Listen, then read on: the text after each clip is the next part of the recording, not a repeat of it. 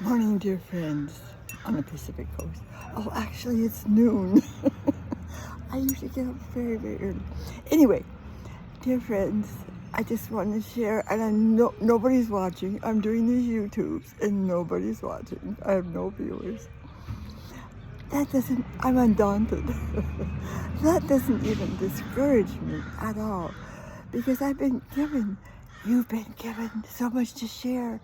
But the difference could be that I've gotten in touch with it, not by anything of my own. It's by grace. I have researched my whole life, and altogether, and really searched hard. And now I consider myself a researcher. History and 30 years of Bible study, psychology, 17 years of therapy. That's enough psychology. So, and I just had a life of extraordinary experiences. And here I am, 85. Well, I'll be 85 in June, so I'm kind of jumping the gun here. And life just crashes around, garbage trucks. Life happens. But dear ones, believe me, I mean, at this point, you're just going to have to, believe me or not believe me. That's okay too. It's just as good. Probably you won't. I'm not sure. I don't think I would if I were in your shoes. But yes, I have lived extraordinary experiences. I've been on the corner of, a couple main streets in Chagrin, Ohio. For example, I'm taking a course. I went back there for the summer to a governess school to be a nanny, because I was going to be having my first grandchild. My son was having a baby in San Francisco. He was at Stanford at the time. And so I thought, I want to go to governess school. And so it was over the summer. I think it was a 3-month course. And when it was over, I had no place to go. No place. So there I was. It was the last day that you could leave the dorm where I stayed. Everyone was gone, but I was there on the corner with every belonging I had in my life. A box of them that stood about this high. And I had a plane ticket to fly to San Francisco, but I didn't have a way to, I didn't know, I had, and that the plane ticket, if I remember right, I think it was that day. So how am I going to get on the plane? How am I going to ship my stuff? Well, a UPS driver drove by. This is a true story. And I told him my dilemma. He put the stuff in the truck and he delivered it to San Francisco. Then it arrived at San Francisco at my son's and daughter-in-law's place. So that's just a starter. And I also I lived in the mountain, up in the Santa Cruz Mountains. No water, limited running water, no electricity, outdoor shower, outdoor whatever, lean-to.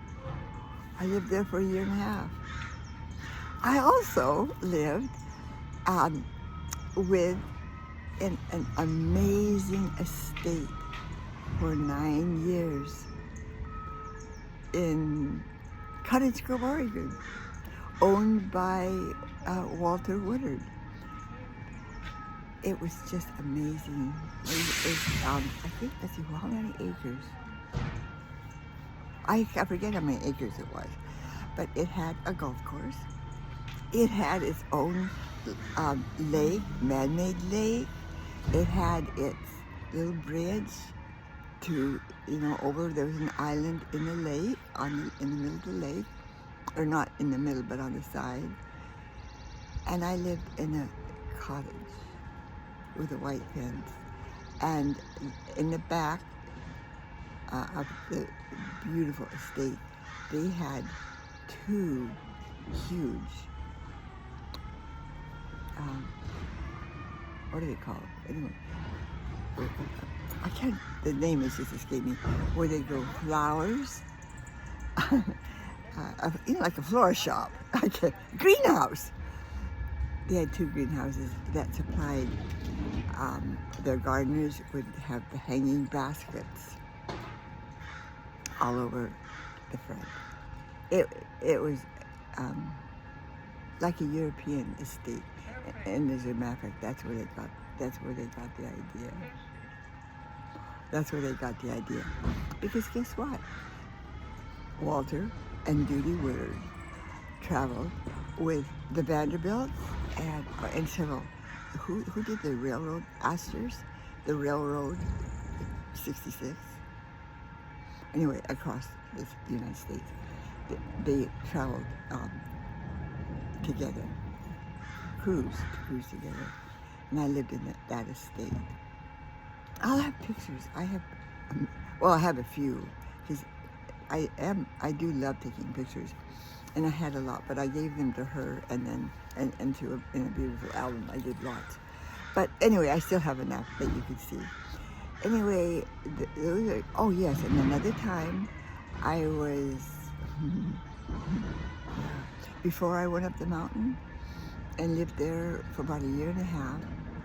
It was so beautiful. It's my favorite place to live.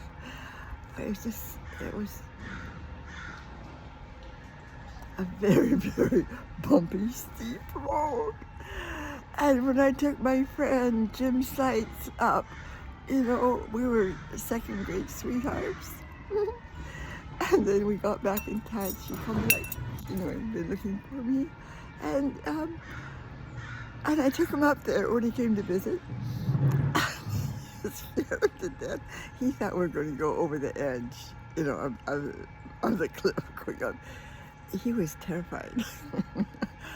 I'm surprised that we made it home safe.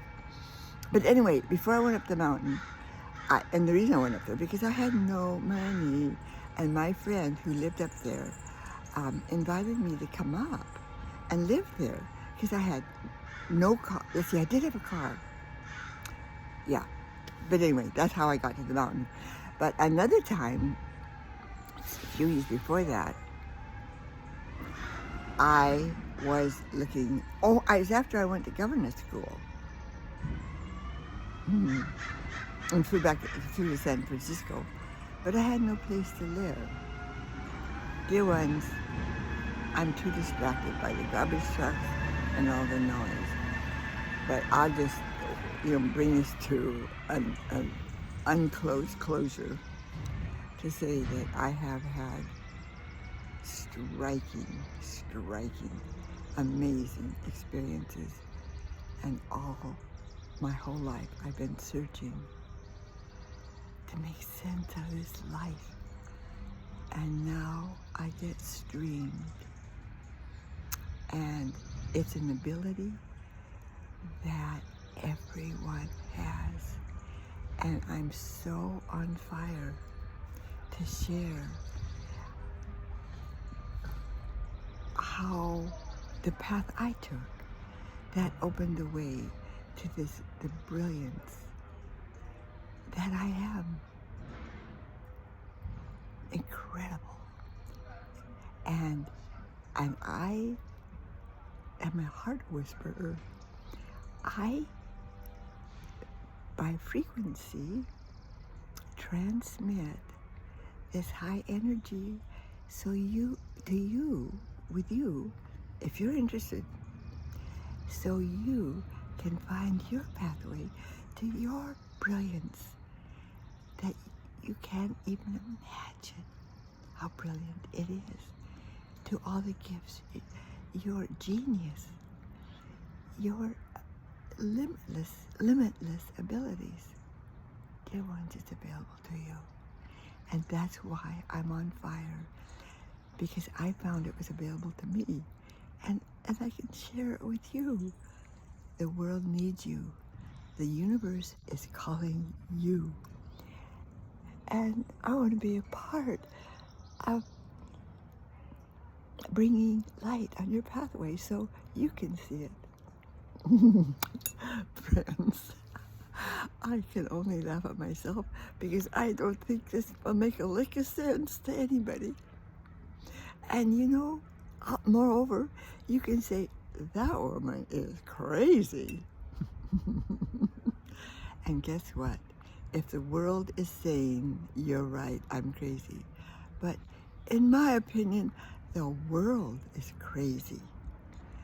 And getting in touch with the truth and the magnificence of who you are, that is sanity.